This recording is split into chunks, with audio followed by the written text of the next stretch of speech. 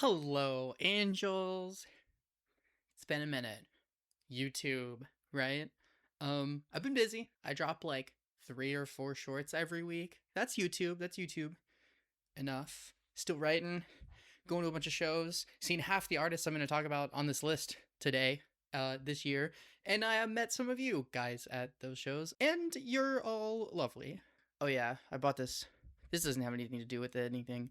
I just got this yesterday. Can you tell I'm like excited about it? Inexplicably, we are almost halfway through 2026 already, and that means that it's time for me to look back on the year so far and tell you guys my favorite records of the year so far. Now, if you want to see my original reviews of these albums when they came out, check the shorts, check my TikTok, check Instagram. I reviewed all of these records and like 100 more. There's no shortage of me yapping about music out there on the internet that you can find. But for now, I've looked at everything that I talked about and whittled it down to just the 20 best, the 20 albums that I think are must-hear records from the first half of this year. I'm going to tell you about them. I have not ranked them yet. I'm going to tell you about them in alphabetical order because that misery is saved for the end of the year. And that's pretty much it. I do this every year. There's a good chance you've seen me do it before.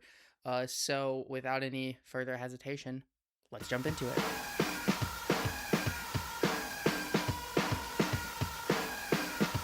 And that is going to begin with one of, if not the single most anticipated release of the year so far for a lot of music fans, that being the new Boards of Canada album, Inferno. Legendary IDM and down-tempo dance and electronic act Boards of Canada, back after a 13-year studio album drought. And I will say that I come in liking this record a lot, but a little bit milder on it than some people, as expected with a name this big. Some people are already going on to anoint this as one of the best electronic albums of the decade and on par with Boards of Canada's best work, like their first 2 albums. I'm not sure I'm going quite that far, but wow, does this thing have its moments. I would argue this record doesn't have the best first half in the entire world. I think it gets off to a decent start with its first couple of tracks, but some of the weirder and more baffling decisions pop up early on the album, but around the midpoint, it hits its stride in a way that becomes just mesmerizing, and it stays there all the way until the very end. You're not just seeing a band that is playing with really interesting dance music, but they are playing with the very textures and the fine details of the samples that they are recording with and crafting them into songs that are emotive, emotional, songs that feel and breathe in really, really interesting ways. If you have ever enjoyed the sentimental beauty of Boards of Canada's music at any point across their entire discography, obviously there is going to be a lot here worth digging into, and it is a bulky record, and some of these songs are quite long and quite indulgent.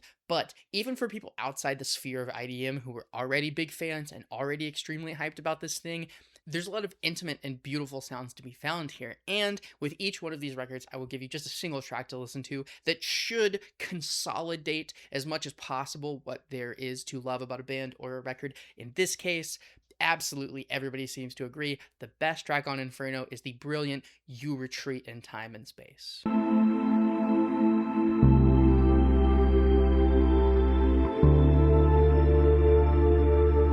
Next up on the list, going even more in the experimental direction, which, get used to it. This list is experimental even by my standards. I have to go with the By Storm album, My Ghost Go Ghost. So if you're unfamiliar, By Storm are the 2 remaining living members of rap group Injury Reserve, who hit in the mid to late 2010s with really creative flows, hard-hitting songs. They were not taking themselves too seriously, but the 2020 passing of one of their members, Groggs, has took this band in a much more brooding, self-reflective, introspective, and serious direction as they shrink down to a duo. They released the acclaimed and very beloved and very good By the Time I Get to Phoenix a few years ago, and are now emerging fully formed as a brand new group with a brand new name and a style that is certainly downriver of what Injury Reserve were doing, but taken to its most experimental tendencies yet. This is ostensibly hip-hop in its essence, in the fact that rapper Richie with a T has a lot to say and is typically delivering it in verses, though they may be chopped up compositionally and formed into weird, bizarre ways. But it is hip-hop taken to about as abstract as you can conceptualize it, from the sparse, dark, and absolutely cavernous mixes on this record where things just fly into the distance of space. The darkness of this record can feel crushing. Two, its really experimental sound play, samples, and textures that you don't normally see applied to hip hop are worked in here from producer Parker Corey in really interesting ways. And on top of how interesting of a listening experience this record is, they just have so much to say for themselves, so much to think about. The lyrics on this record are so dense with subject matter, with intrigue, with interest. It's just rare that a duo like this can spark so much interest on both halves, in both the musicality of their work, but also the thematic elements of their work. The way they're both so boundary pushing, and the way that they come together to make something really, really beautiful. So yeah, this is definitely going to be a challenging listen for more reasons than one. But if you want to check out a single track, in my opinion, go straight to the fantastic closer of this thing, GGG, or Ghost Go Ghost, because it's remarkable. I can relive the situation like it was just this morning. I was tweaking, felt a little breeze, and thought I had saw shit. I could never get Lululemon to sponsor me. Do you think Brisk will?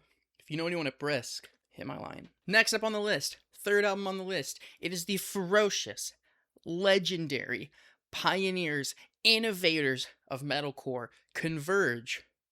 With which album, you might ask? They've released 2 this year. I'm going with their second record, Hum of Hurt. And now I know there's some people out there who prefer their first release, Love Is Not Enough, and I think it's really solid and definitely worth listening to. And to be honest, it would probably be on this list if I was going to let one artist have more than one album. But Hum of Hurt for me is the record that is the real definitive statement to what the band is going for, what they are working with these 2 new releases, is how to process, how to make art in, how to compose in, and exist in a world that is so harrowingly unjust. The first half of Hum of Hurt is pessimistic in a way that Converge, despite how intense their sound often is, typically are not. And yet, even as they drag you ferociously through some of the darkest depths of that fury, it is inspiring. The record circles back around. It gives us this conclusion, this path forward, this necessary, violent resistance that drives change, that forces change.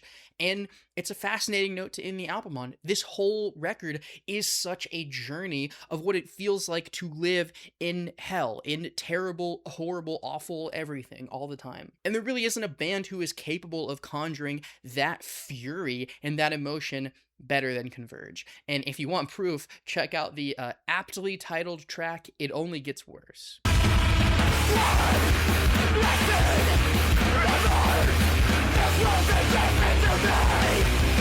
Alright, next up we're going to cool it off a little bit here. Nothing crazy, nothing super experimental, just a really well-written, well-performed, catchy, irresistible little singer-songwriter indie rock record from Courtney Barnett with Creature of Habit. Yeah, I've been a Courtney Barnett fan for a long time, well over a decade now, and I don't want to say that it didn't seem like she had a record like this in her, but I will say that both myself and fans seemed to have been receiving, I don't know, dwindling results as the years went by. As a fan of her breakthrough early EPs and her fantastic debut album, it is so refreshing to hear Courtney operating at her fucking A game again. The track Stay in Your Lane first hit last year, and I liked it quite a bit. I put it on my singles list. I was looking forward to what she had next, but single after single after single on this record was just so good by the time that it came out, and I already knew I was going to love it because her songwriting has just never been better. What's lost in the really unique, overly verbose kind of monologue rock that she first broke through on is replaced by performances that are punchier and songs that are catchier, and the result is utterly irresistible, even if it's not sonically as strikingly unique and a breath of fresh air as Courtney was when she first broke through. I don't know, every year I talk about great singer-songwriter records on here, be it Weather Station, Laura Marling, Niloufer Yanya, whoever, and I'm not the best at conveying what makes them so interesting, but I will say here, Courtney Barnett is leaning into a kind of sugary sweet, irresistible indie rock and balancing it out with her unique style and songwriting, her relentless cleverness, and her great vocals and performances to make something that is just delightful. And if you want one song to kind of synthesize all of that into, check out the track Wonder, because it's still stuck in my head months later. And I know we're falling out of touch, and I don't know how to tell you that I don't know how to trust you. Okay, did you enjoy that? Did you enjoy that nice, not real simple, brief, kind of easy, approachable record? Because we're going way the fuck away from that with one of the craziest goddamn things I've ever heard in my life. And it's not just here because it's named after me, and it's not just here because she's a friend of the show when I've mentioned her work in the past. It's because it's a fucking insane and awesome record, and I'm talking about the new Fire-Toolz album, Lavender Networks. I've been a fan of Fire-Toolz for years now, mostly for having the audacity to, at its very core, blend together black metal and vaporwave, really is what it is. But her sound is so much more than that. Incorporates so many different sounds and styles, and there's so much more nuance to everything that she's doing to simplify it just down to that. But what it comes out the other end as is so crazy and fucking manic and unpredictable and bizarre and insane. And now with the might of a major label behind her, she is coming at this with all kinds of new features, all kinds of new reach for her sound, and it's mind-boggling. It's earth-shattering. It's insane. You are not allowed to feel like you have settled down on this record, even for a moment, because it's going to fling you in a completely different direction that you had no idea was going to come, that you didn't even know could be worked into a song like this. And that roller coaster ride, though you will leave you battered and bruised, will also be the most exciting thing you hear all year. And if you check out the track, and Where Is the Heart, I've Searched My Entire Home, you will hear Fire-Toolz' blistering metal and vaporwave-y sound applied in a way that I can only describe as DJ Sabrina the Teenage DJ-esque, which is a crossover that, like everything Fire-Toolz does, I would have never predicted, but I fucking adore.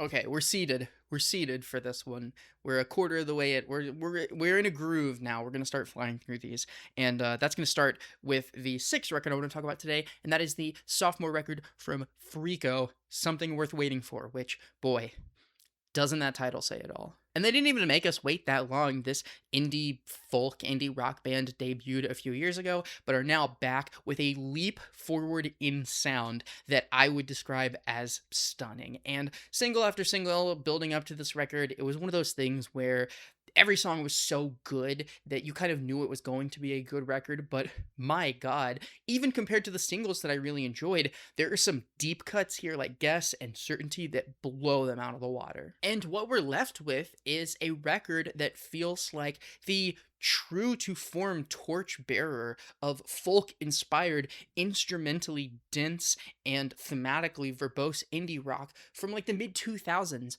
Arcade Fire's first two records, the first Fleet Foxes album, early Bon Iver. Friko seems down the line from all of it. And I just realized saying that I'm not trying to wade into Twitter hipster discourse. Please, God, please do not clip this and do not put it anywhere. I don't want anything to do with it. I am genuinely not old enough to have an opinion.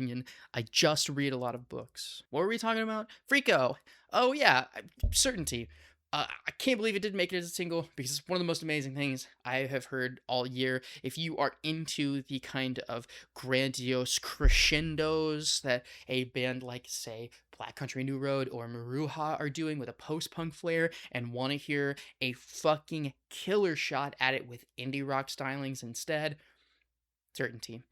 It's amazing. Back on the bus, take it up to the lake. Hot on the tracks now, just miles away. And speaking of amazing, fuck me, about to see this band in a month, and I am so goddamn excited. The long-awaited return of Danish post-punkers Iceage, with the delightfully poetic, artfully titled For the Love of Grace and the Hereafter. Oh my god, I'm gonna cut right to the chase here. Pretty good record. Iceage's best record in maybe a decade, maybe more, but my god, is this thing's lead single, Star, maybe the best song that I've heard all year. And obviously one song does not an album make. I talked in my review about how interesting it is that frontman Elias Ronenfelt has been very prolific in the off years of Iceage, doing all kinds of weird and different things, and a lot of that feels like it's being reincorporated back into this band in a really interesting and fun way.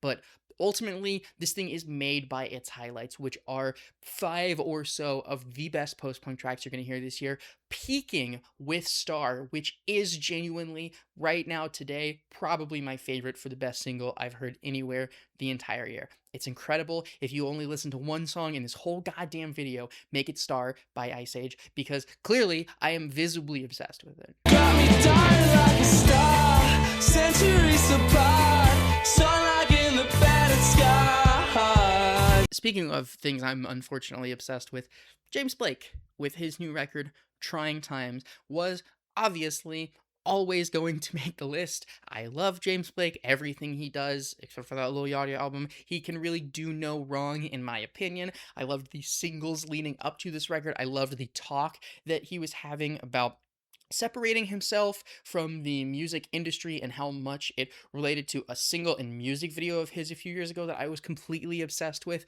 Now that idea seems to have emerged fully formed into one of the best records of the year. Like all James Blake records, this is artfully, subtly, and touchingly blending together sounds of R&B, minimalist electronica, art pop, together to form a style that is so strikingly unique and captivating and built around his two extremely unique talents, which is a voice that is capable of going anywhere you need it to convey the grandest or subtlest of emotions, and a knack for production that is almost unrivaled in its texture, in its detail. If you really want to talk about an emotive electronica record this year, give Boards of Canada a listen, and then kick it over to James Blake to see an absolute master at his work. Yeah, there's nothing great that you can say about any other James Blake album that doesn't also apply here. It is remarkable. He is incredible. His talents are unrivaled. And while the lead single to this thing, Death of Love, is another one of my favorite songs of the year, I also want to kick you to the brilliant title track, Trying Times. God, please check this thing out. As we go through trying times.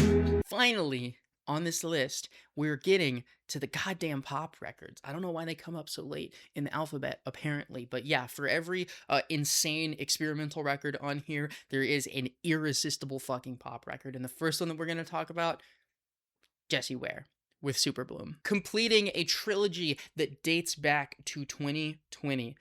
Not like an official trilogy, just like a, wow, she released 3 of the best fucking dance pop albums I've heard in this entire decade. Jessie Ware is back, and great for the exact same reasons that she has always been great. She has established herself as a disco and retro dance pop inspired, mature diva of the pop stage, and thrived in that role ever since. This is a record that is ceaselessly romantic and sexy, sensual in its best moments, and yeah, they're all over the place. Highlights that are inspiringly gorgeous with their beautiful shimmering pop crescendos, and songs that are gleefully horny with their irresistible bass lines and hilarious lyrics. And yeah, it all comes together to make one of the best pop records in a year that is becoming increasingly full of fucking fantastic pop records. Don't miss it. The title track, Superbloom, is a masterpiece. Take me back to the place where we met, Superblooming every day, held in your arms. Still waiting on that Lululemon sponsorship.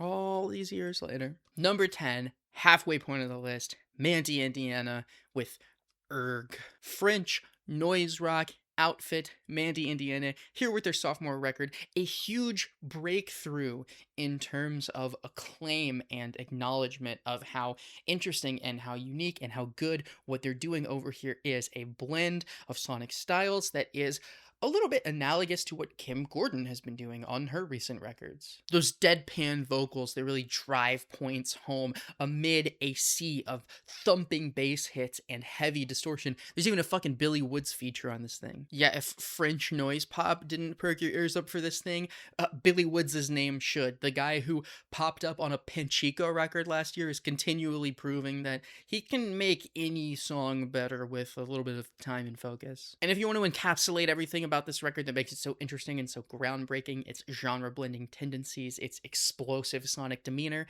check out the deep cut Dodecahedron.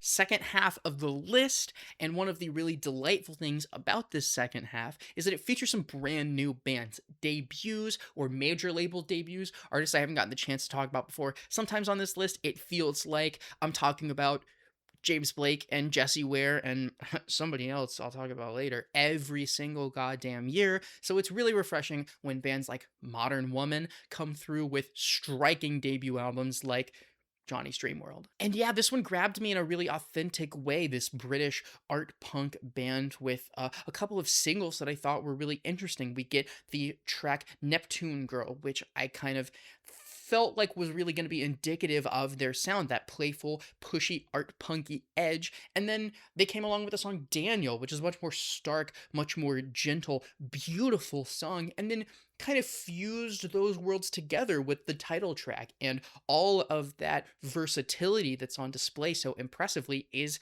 present throughout the entirety of this track list. And though I'd already heard bulk of the record going into it, it still made for a really fun listening experience as deep cuts like Killing a Dog popped up and reminded me why this band seems to be hitting at something so unique and so interesting. And I don't know, whenever I describe uniqueness as an element of a new band that I've been getting into, it makes it feel like a gimmick. These guys are not reinventing the wheel, they're not pioneering new genres or anything, but they have put together a record with a lot of really interesting twists and turns, one that keeps me on my toes and is engaging in a lot of different ways, and one that I think that even fans of punk music at its harshest or indie rock at its most agreeable can come together and meet at this midpoint that feels very irresistible, but also very edgy and with a lot to say for itself. So yeah, this is going to be one of the least talked about and least heard of records on my personal list, but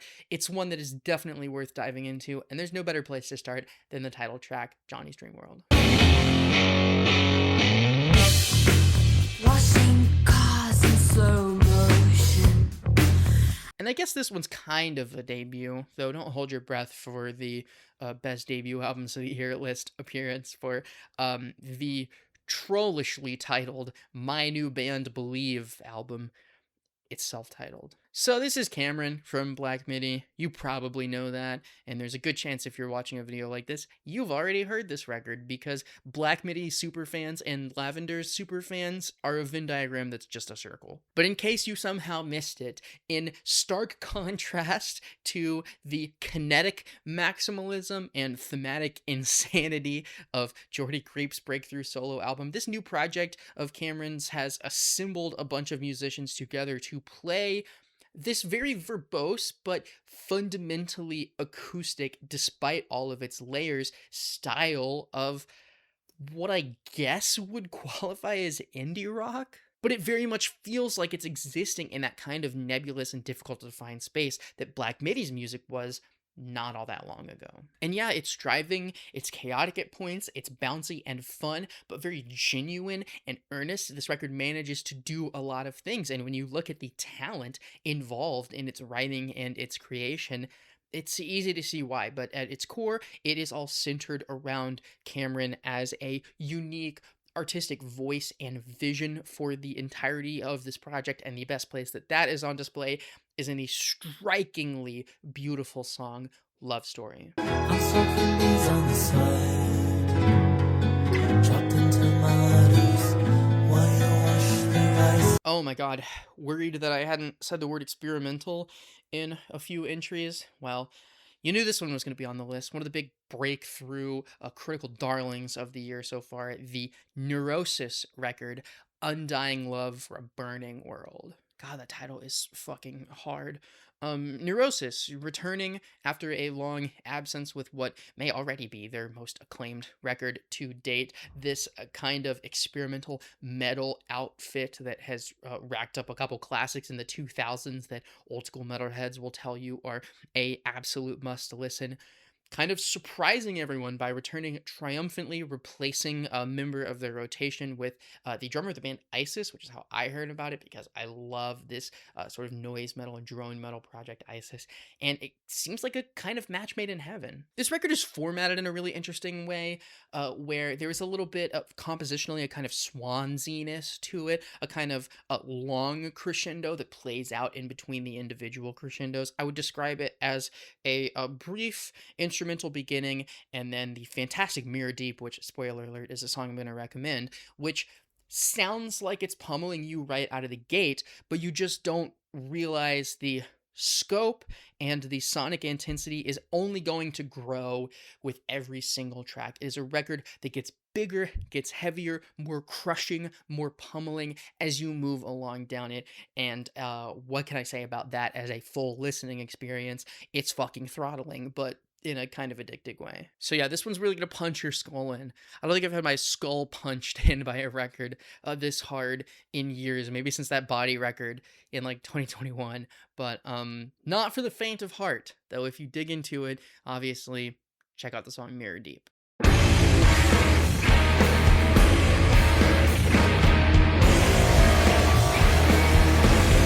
From the most purely experimental record and one of the harshest to listen to on the list to the exact opposite of that, one of the most agreeable and easiest and most radio friendly, since it's already got a couple of hits. I'm talking about the new, brand new Olivia Rodrigo album, You Seem Pretty Sad for a Girl So in Love. What can I say about Olivia Rodrigo? Alongside Sabrina Carpenter, the defining new pop stars of this decade so far, and I have been eating out of the palm of Olivia's hand every step of the way. And at first, I wasn't even like as head over heels for singles like Drop Dead and The Cure as I was for previous Olivia singles like Brutal or Deja Vu, Driver's License, Bad Idea, right? But those songs grow me a lot within the context of this album, where they exist in this indulgent but lively and very rewarding vision of Olivia the songwriter. This album highlights her songwriting, the way that each of these songs feel like her own little miniature drama, her own one-act play unfolding in front of you.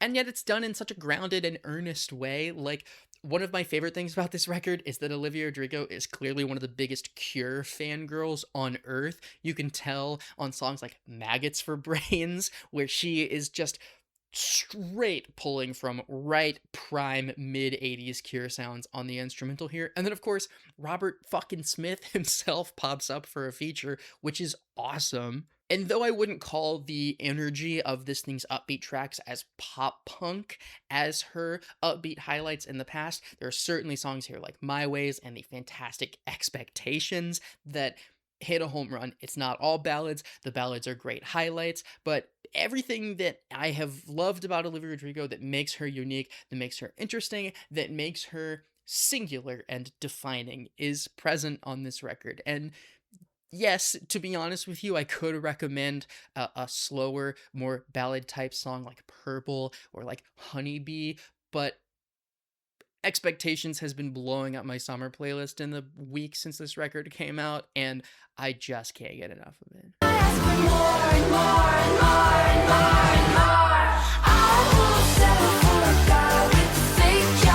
Next up, we're flensing. Seems like every year on this list, we're flensing at least a little bit. Major label debut from Rhododendron, Ascent effort, their first for the Flinzer. This is actually a band that like friends and fans from Portland had told me about before. I guess they were starting to get a little bit of buzz, but I never really looked into it that deeply until they started releasing singles for this record because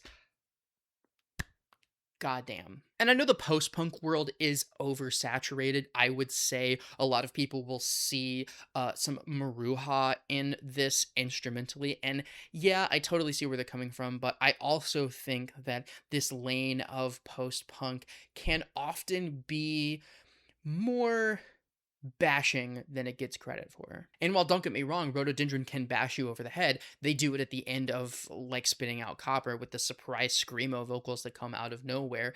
These songs are more artfully composed than they get credit for, and that is because they are long, indulgent compositions. It is just 5 tracks that stretches all the way out to 40 minutes, and they are hefty. I actually think you could compare it to projects like Caroline or Racing Mount Pleasant in the way that the instrumental playfulness is a huge part of what makes it so endearing, so engaging, and so interesting, except this time that is just played with an explosive and pummeling tenor at the very best moments of this record. The band has set up perfectly for the kind of crescendos that you can only achieve when the instrumental wizardry at play has made the moment they're building up to seem like the most important thing that has ever fucking happened. And so yes, longer and indulgent tracks like Stowe do exist, and like Firmament do exist, and they're fantastic. But if you just want a micro dose of exactly what makes this band so explosive, so unique, and so fucking fun,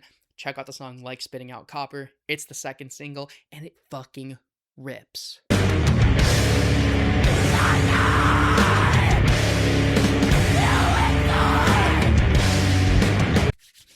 Alright, Robyn, Sexistential. Okay, so I know, if you pay attention to my Twitter feed, I know, actually wasn't a huge fan of the title track of this thing, Sexistential, which has been one of the most talked about records of the year, but it is the only song on this record that I don't love. And I only don't love its execution because Robyn being confident in reclaiming control of her sexuality while being raw and earnest about it as a woman of her age with decades of experience in the pop music machine, I think the idea is fantastic, and it's something she explores all over this record, making for highlight after highlight after highlight. Robyn has been turning the ups and downs of her love life into pop mastery for like 10 years longer than I have even been alive. It's unbelievable that she's still doing it this well. I'm in awe. So yeah, please don't let the kind of cringy rawness of the song Sexistential turn you away from the album Sexistential, because it is painted by the hands of a pop artiste, a master craftswoman of beautiful, excellent, shimmering, soaring pop moments, and they are all over this fucking record. Check out the lead single Dopamine, which is the one that really hooked me right away, and then after it hooks you, listen to all the other fucking great songs on here.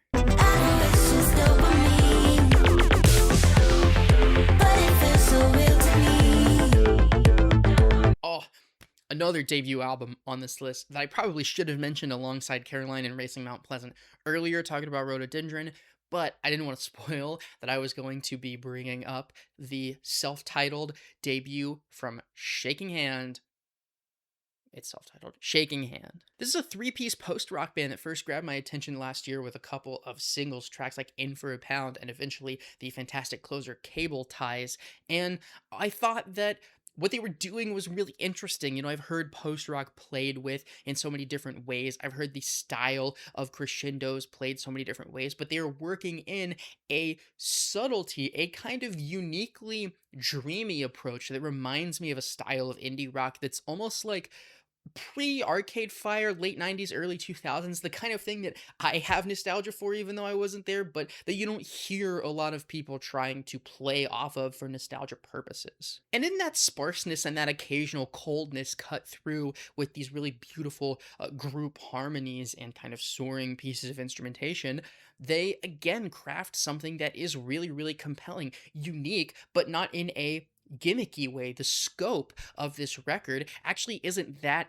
massive when you think about it. It's just three people, and thematically, it is really easy to understand what they're playing with here. But then you listen to it, and these songs just feel like getting lost, both in their composition and in their mixing and their mastering of the individual moments. There's just so much room here to play and explore, and to go back and re-listen and to discover new parts, new pieces, subtler sounds in behind those grand cascading moments that you hadn't even realized how infectious and engaging they are. It is a wonderful record to disassemble and then put back together over and over again, because there's just so many different ways to take it apart. And while the deep cut italics has been a big favorite of mine that I've been recommending a lot of people, if you're going in to listen to your very first Shaking Hands song, I definitely think that the closing track, Cable Ties, does the best at telling you exactly what makes them so special.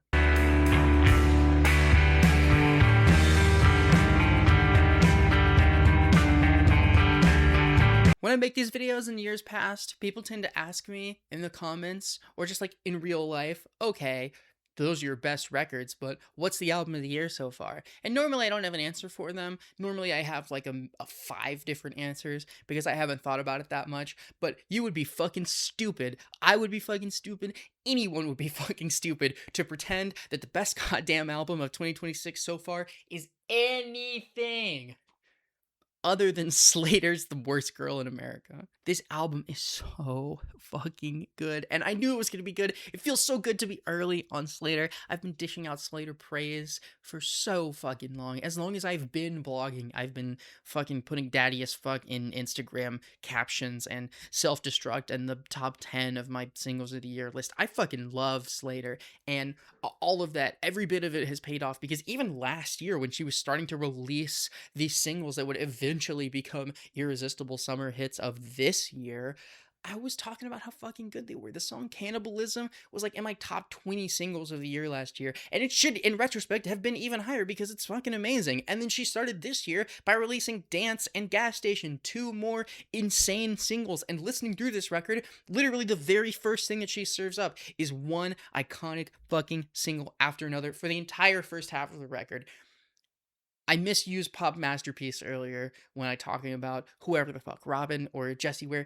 This shit is a pop masterpiece, and it is sleazy as fuck. That is what I love about this record. The polish that is on the other 3 pop records that I've talked about so far, fuck it. Toss it to the side. Slayyyter is wailing, and these songs are pummeling, driving in their intensity, and yet so infectious, so cunty, so fucking iconic. It's incredible that every single song on this album just bursts out with one earworm hook after another. I didn't think it was possible to have an entire album stuck in your head all at the same time, but that's what listening to this record feels like, because the songwriting, the pop craftsmanship it's impeccable. It's perfect. It's perfect. This album is so good. This is my Brat. The way that people felt about Brat, and I love Brat. I made a whole video about Brat and its world-conquering awesomeness. But the way that record turned out to leave the club sometimes for some of its most emotional moments, and that were great highlights, but not necessarily the kind of driving sort of catchiness that I was looking for. That is what this is. Every single song on the Slayyyter record, earworm hook, instant memorability, and most of them are dance floor ready without a single adjustment. It is going to be the record that I listen to leagues more times than any other album this year, because it is just so good, so tight, so perfect from start to finish. I cannot get enough Slayyyter. Kisses me, it feels like cannibalism. Stone cold, I take what he's given. Someone has to follow that up, right? That's unfortunate. Well, I like these last 2 records a lot too, starting with a new one from Teen Suicide, Nude, Descending Staircase, Headless. So I've always been a pretty big Teen Suicide fan, dating back to when I was in fucking middle school and they were dropping like edgy middle schooler core classics all through the American Pleasure Club era. A few years ago, they released an album that had a lot of versatile sound play in it that I found really impressive and really engaging. And now they are back once again with a record that I think is a little bit more focused, maybe less dynamic, but really honing in on what it does well, which is playing the band's history of lo-fi expertise to a kind of grating, brooding indie and alternative rock sound that they are suddenly extremely equipped for. This is another record that's good but has one moment that is paralyzingly good. The single Spiders, which again is the one that I'm going to recommend.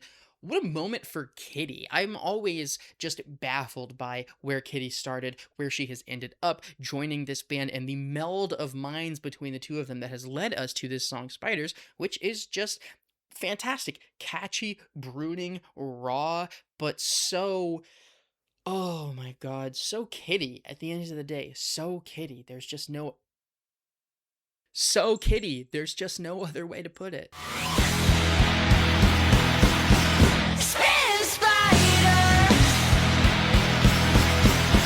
And speaking of which, one album I'll have to talk about. Gun to my head, I think I could make the case that this is spiritually Kitty. Underscores. You. To say that Underscores had big shoes to fill in a follow-up for Wall Socket, one of the best, most interesting albums of this entire decade, one that was highly conceptual and so good that even its B-sides run laps around most of Underscore's contemporaries, would be an understatement. But in a simplifying down, a stripping down to the basics of her sound and her style, and a lethal injection of April's personality into these songs and into these albums, she actually kind of subverted those expectations in an entire new way. This is not an Underscores album in the sense that it is some heady concept album like Wall Socket was. This is an Underscores album in the sense that it is so goddamn Underscores that no one else could have ever made it. And that's the case from all three of the singles, but man, is it the case again and again and again as you listen through to this entire track list. Innuendo, one of my favorite deep cuts of the year. Body Feeling, a song that holds its breath for just the perfect moment to really kick everything off. The bizarre and thematically and compositionally aligned Hollywood Forever, which goes to these different weird places as Underscores drifts the perspective and the intent of her songwriting. This is a fascinating record that has a lot more than it looks on the surface, because that surface is the most irresistibly catchy electropop that I've heard since the last Underscores record. Underpinning all of this intrigue is the fact that she is still one of the best pop songwriters out there, and every single song here seems like it has a hook that is just irresistible. Vocals that just drill into your head, these wonderful little lines, the way she plays them, the subtle touches of auto-tune, the drums and the way they kick in at just the right moment and highlight just the right points. There is so much, and I keep repeating this word, so much beautiful craftsmanship to this record. Underscores, she just has a sixth sense, it seems, for where these moments go and how they interact with each other to create irresistibly catchy and fucking iconically cunty sonic moments. And if you want to listen to one song, last year she fucking did it with the song Do It. If you don't know me, and I don't know you, then this might be something we should do. So that's it, 20 records.